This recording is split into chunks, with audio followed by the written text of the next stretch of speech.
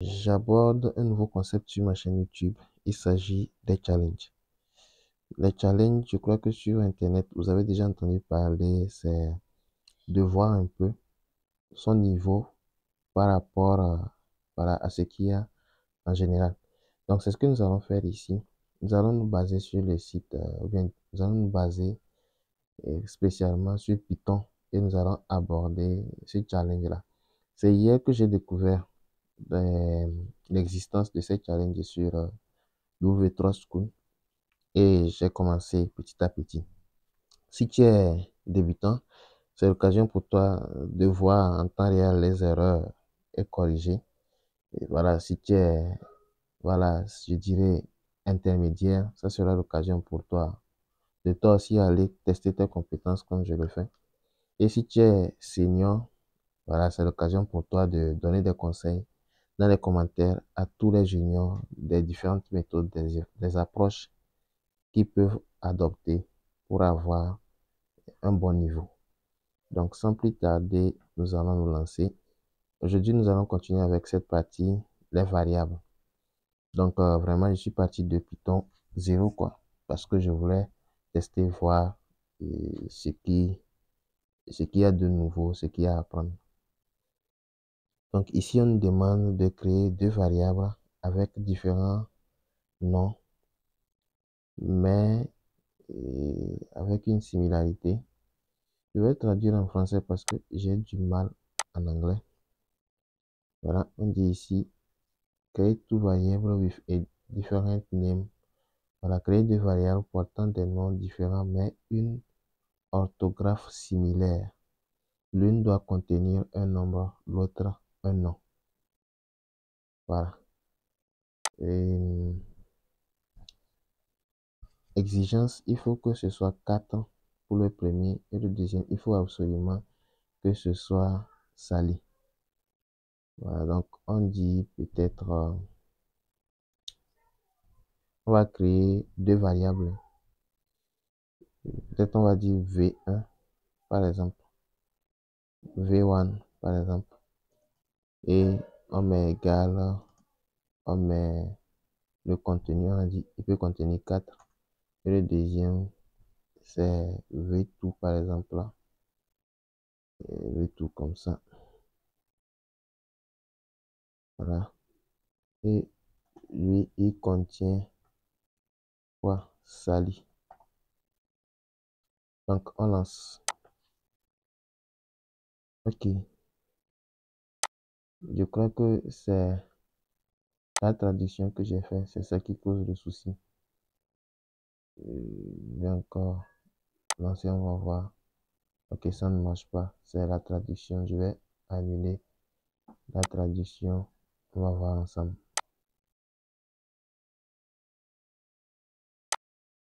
Ok, voilà. Je lance. Ok, on me dit que j'ai pas bien fait quelque chose.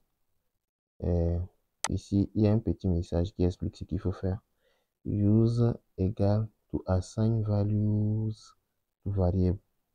Et il dit Python is case sensitive, so a and granta are two different variables. Ok, ok, d'accord. Donc, on peut faire ceci. Normalement, ça devait marcher, mais il dit que ça ne peut pas aller. Je vais encore cliquer, on va voir. Voilà, il dit que ça ne marche pas. Je ne sais pas trop ce qu'il veut, hein. Je vais voir. Comme ça. Ok, disons. On limite, on dit par exemple X. Et ici, on définit grand X.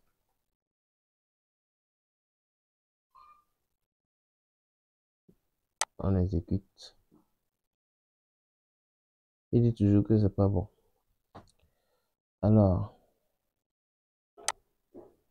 il dit, voilà, pour l'assignation, c'est égal. Ça, on est d'accord. Mais maintenant, je ne sais pas trop pourquoi il ne marche pas.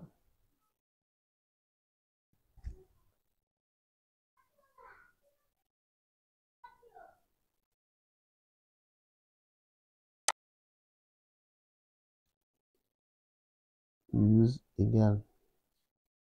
C'est effectivement ce qu'on a fait ici. Il enlève les espaces là. Normalement, les espaces ne font rien. You're almost there. Give it another quoi. Create two variables with different names but similar spelling. One should store a number and the other should store a name. C'est ça que j'ai fait. Ok, allons-y. Il a dit A plutôt. Ah ouais, je comprends. Donc, au fait, il disait les variables doivent porter les noms A et grand A. On lance pour voir. Ok, ça marche. Donc, c'est grand A et petit a. Il attendait ça textuellement. Vous voyez, donc souvent, c'est pas le code qui est mauvais en soi, mais c'est ce que peut-être que je n'ai pas bien lu ou bien je n'ai pas bien, voilà, su écrire. Ici, on dit looking at variation of variable names. Create three different variables and store the same words in each one. The word you need to store is John. Each variable must have a unique name following different naming style requirements. My var should be John. My var should be John. My var should be John. Je vais traduire en français pour mieux comprendre. Il dit examiner les variantes d'un nom variable. Créer trois variables différentes et enregistrer le même mot dans chacune d'elles. Le mot enregistré est John. Chaque variable doit avoir un nom unique suivant différents styles de dénomination. Ok, je l'amène en anglais. Ici, je commence par my var égale John. John. Comme ça. Je définis my var qui est égal à John également. John. Ne vous inquiétez pas, il y aura de grands exercices qui vont arriver. Mais actuellement, je ne fais que m'amuser. My var égale John également. John. Voilà. Donc, c'est ce qu'il a dit. Ça, sachez que pour Python, il s'agit de trois variables différentes. Pour Python, c'est trois variables différentes. Donc, ils ne sont pas les mêmes.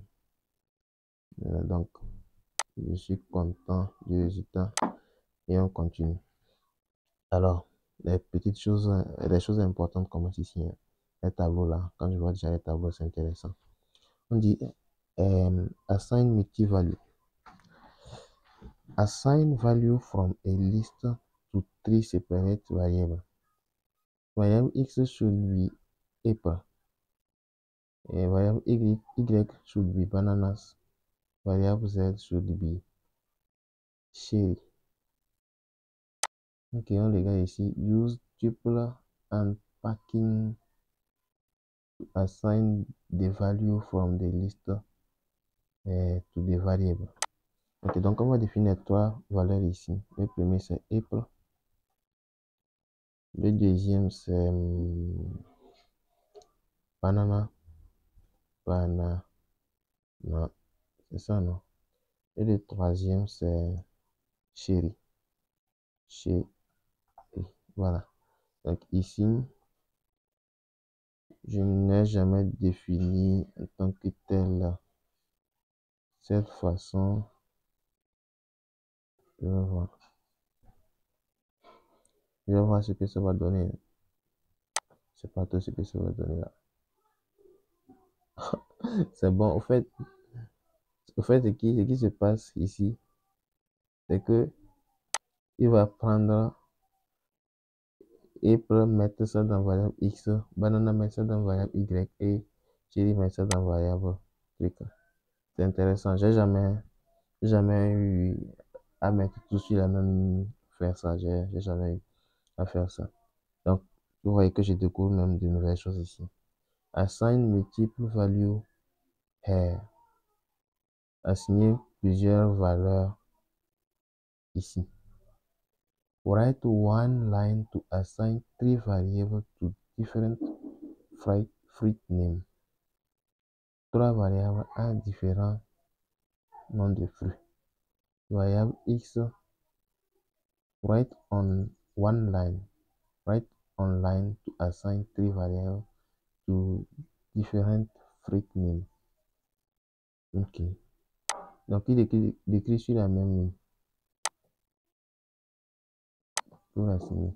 Make sure each variable get the right value. Assign value to multiple variables in one line.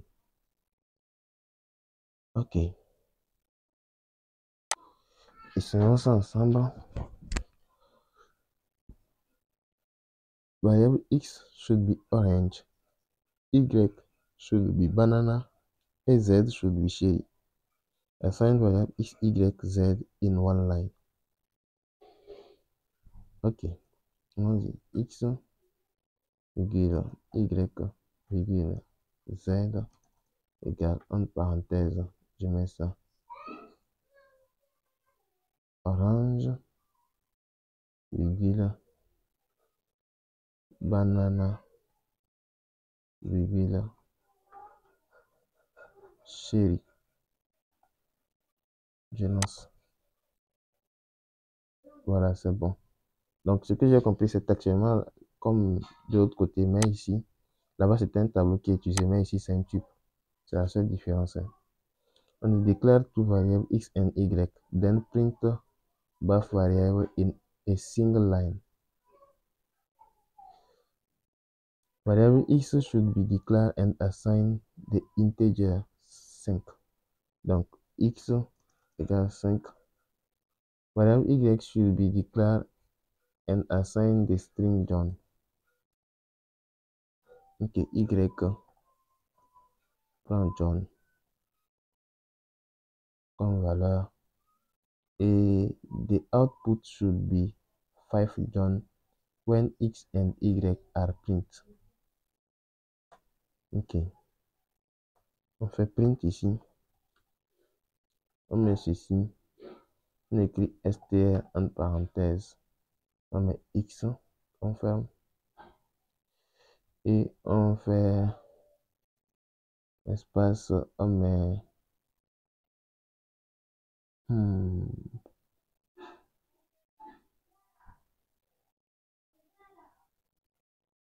On peut faire comme ça. Ceci est faisable. Là, c'est les anciens exercices. strx plus concaténation espace plus espace y. Allons voir. Je ne sais pas trop si ça va marcher. Ah ouais, ça a marché. Il y a plusieurs méthodes. Vous pouvez utiliser plusieurs méthodes. On peut, au lieu de mettre la concaténation des plus, on peut mettre les virgules. Et les virgules remplacent automatiquement la chose. Bref, allez lire la documentation de Python, vous allez trouver toutes ces méthodes-là. Alors, on arrive à la partie des fonctions maintenant. Et ici, pour les fonctions, on nous dit que d'écrire une fonction. Ok, write a Python function called myfunc. This function should print Python is always on. Voilà, donc on fait un print ici. Python, oh, désolé. Python is always on. Voilà, using the global variable x. Ah bon? Ça veut dire quoi? utilisant une variable globale x.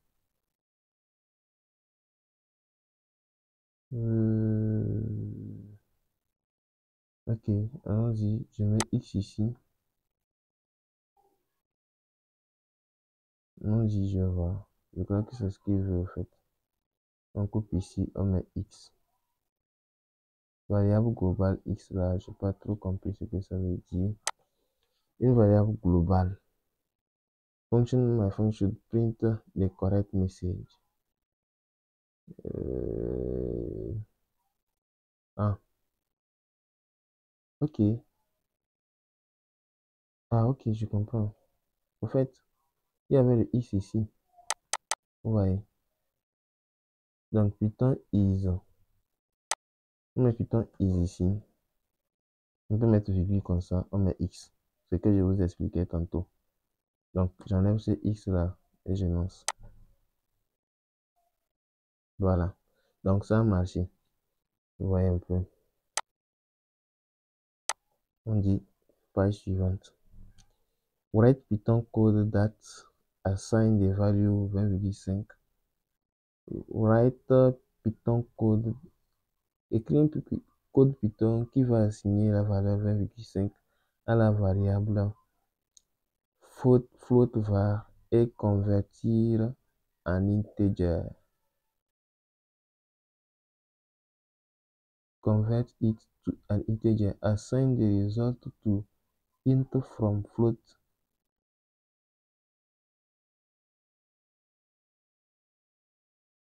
Ok, d'accord, je comprends.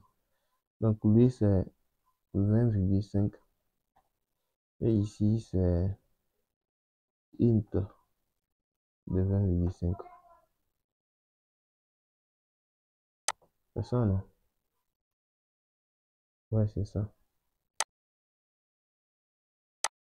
Donc en fait, c'était de faire ces petits gymnastiques là. On dit ici write code that un code qui va enregistrer le string hello world dans la variable x. Donc on met hello world ici. C'est ça, hello world. Et affiche x. On dit then print x followed by its data type to the console. X should be defined, X should be of type str. Je ne me souviens pas trop. Je vois. La fonction, il y a une fonction qui s'appelle type, je crois. Une parenthèse, on met x comme ça. Et ensuite, x should be tell answer above x and its type are print. Display the value of x. Display the data type of x. Ok, print ici x. Voilà.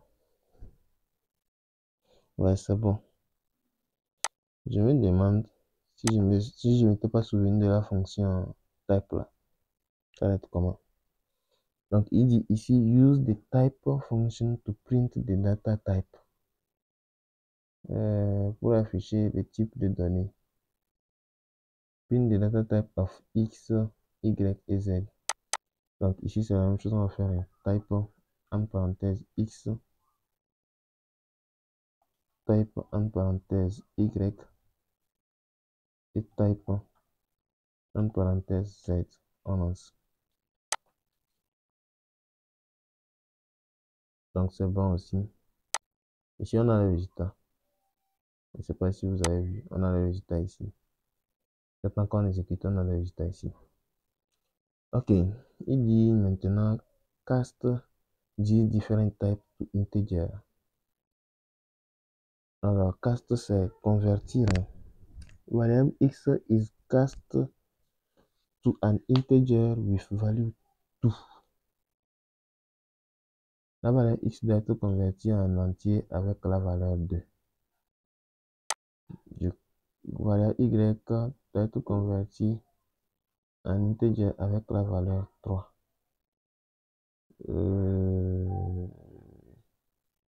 Ça, je ne sais pas trop comment je vais m'y prendre parce que j'ai oublié un peu les fonctions là. Use the int function to cast different types to integer. Ok. Donc, on fait int ici. Je ne sais pas si c'est ici, pas là. Je vais voir. Si elle marche, voilà, donc ça veut dire que c'est bon. Allez, voyez-vous, ici, il dit il y a des messages d'erreur.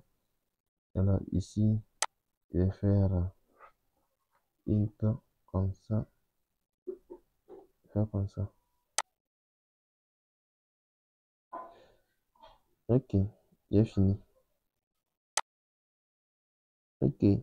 You are reached the limit of available challenge. Upgrade to plus for unlimited access and keep going.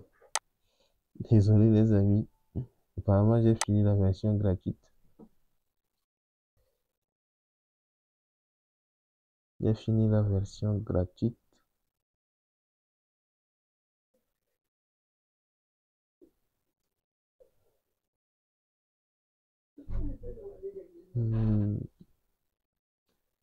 Donc, comme vous l'avez remarqué, la version gratuite est finie. Et maintenant, on me demande de payer pour continuer. Faut payer pour continuer. Alors que moi, je ne veux pas payer. Donc, je fais comment? J'active vite fait mon VPN là. Pour voir si ça va permettre d'afficher plus vite le site. Parce que le site est un peu lent. Voilà, c'est bon. Donc, allez sur W3 School, vous allez faire 6. Ici, à partir d'ici, on rentre vraiment dans de bonnes choses, mais là, malheureusement, tout est à la version payante. Je sais pas trop combien il faut payer même. On va voir ensemble. On va voir combien il faut payer. 14 $. 14 $ par mois pour avoir des exercices, des challenges illimités et autres et autres. En tout cas, c'était un plaisir pour vous de vous présenter la plateforme avec tous les challenges qui sont offerts dessus. Merci à tous pour le temps passé pour suivre cette vidéo. S'il y a d'autres challenges ou bien d'autres plateformes que vous connaissez où je peux faire des challenges en live aussi, veuillez me les envoyer dans les commentaires.